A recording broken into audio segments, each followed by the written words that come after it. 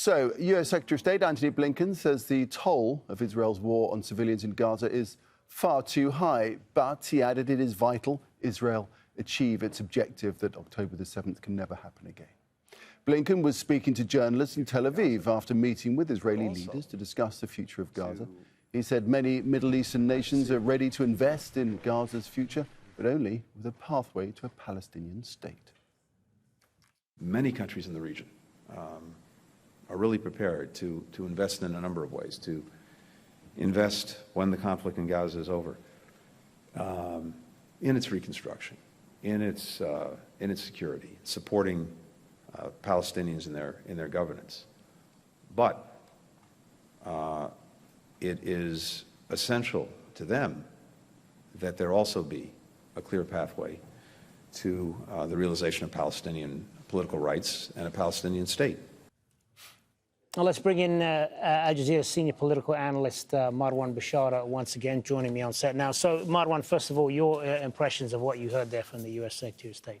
Well, look, I mean, since Mohammed repeated a lot of what the Secretary has said or summarized some of his points, let me just move directly to the critique of what we've heard thus far. I think we've heard from three Blinkens just now. We've heard from Israel's defense lawyer, we've heard from the diplomatic spinner, and we've heard from the imperial envoy, the imperial emissary.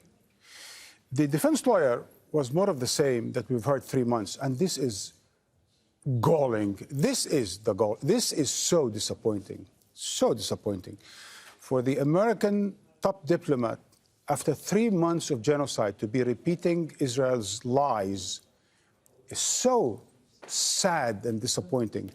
When he said, yet again, when we already know that this is proving to be wrong, that Hamas, the militants, have been firing from hospitals and schools.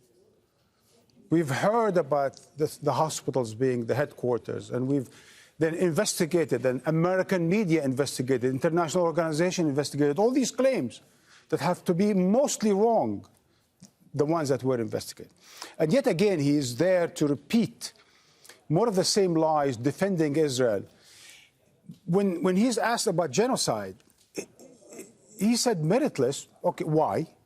Did he read the 78-page document? What is meritless in the 78 South African document? And you cannot argue against it by saying other people are genociders or genocidaires. You know, I don't know, the Houthis, for example. Okay, if the Houthis are genociders, what does that have to do with the merit of the case that Israel has committed genocide in Gaza? Anyway, so he played the defense lawyer. The spinner was a bit more tricky.